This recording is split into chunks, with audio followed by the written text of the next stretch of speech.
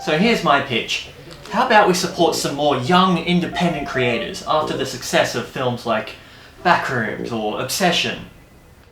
I like it. I know there are many filmmakers out there waiting to get their first big break. Excellent. I take it you want me to take this big pile of scripts onto the next stage of production? Up. Hold the fort. We haven't heard from executive number 3 yet. Yes, I'm glad you asked, because I think we should be making a film with a terrible premise and awful looking AI generated sequences halfway through. What? Oh my god. Who would you have as the director behind this project? Hear me out. We get the guy that made the Borderlands movie. You, my friend, are a genius! Hot damn!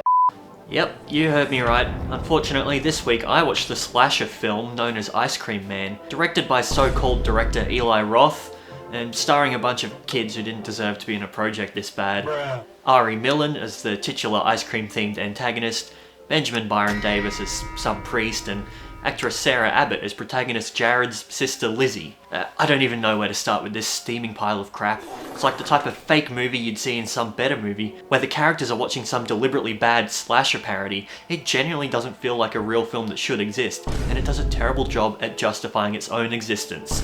The whole thing is just gratuitous gore and violence for the sake of an R rating, and lacks even a single theme or message apart from, wouldn't it be messed up if a bunch of kids cut people's heads off? Everything is just presented in such a disgustingly tasteless way that even the few practical effects shots can't save the rest of the film. The ice cream that features so heavily in this looks like literal crap, especially the makeup on the poor child actors' faces, and after the first few wearisome gore shots, you quickly get sick of everything being so repetitive. There's not an ounce of creativity in this thing. Nearly everything is taken from much better films I wish I spent my time rewatching instead, and the plot is hardly worthy of a mention, where not even a single scene managed to keep my interest for long, or managed to fool me with any sort of faux tension or stakes it tried to muster up. Child actors can hardly be blamed for this, but the script was genuinely the most annoying thing I've ever witnessed. It's one of the few things keeping this movie from being genuinely forgettable for me, as it bothered me that much. Every second line is some poorly used Gen Alpha slang, obviously written by someone who has no idea what he's saying, and any supposed tension is just immediately undercut by some of the most awkwardly written, clunky lines I've ever heard, many of which made me wonder if this movie was actually secretly a clever satire, before something earnestly stupid happened in the next moment and snapped me right out of that train of thought. I can't even care to mention the other characters' writing, as there's nothing special to talk about at all. It's the most forgettable villain and premise of all time.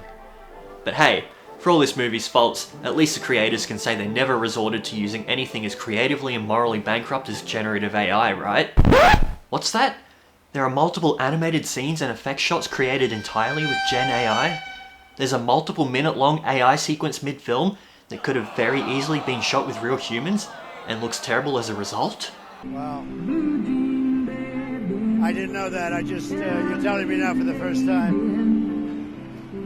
So yeah, big elephant in the room. I'd already thought this movie sucked before that point, and I'd had my suspicions with some of the early animated clips, but the incredibly obvious usage of AI-created imagery turned this movie from something I was probably going to completely forget a week from making this video, into something I'll remember forever, in the worst possible way.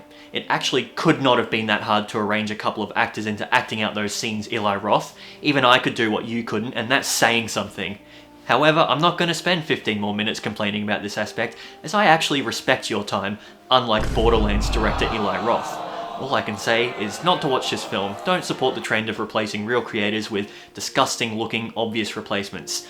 Go out and make something in your backyard with your phone and your best friends or something instead. Overall, I can't even give this film a single thumb for any of its redeeming qualities, as there are none. Maybe if the rest of the film was somewhat notable, I'd be able to give it even 1 point despite the ChatGPT flashback montage. There is genuinely nothing to redeem this.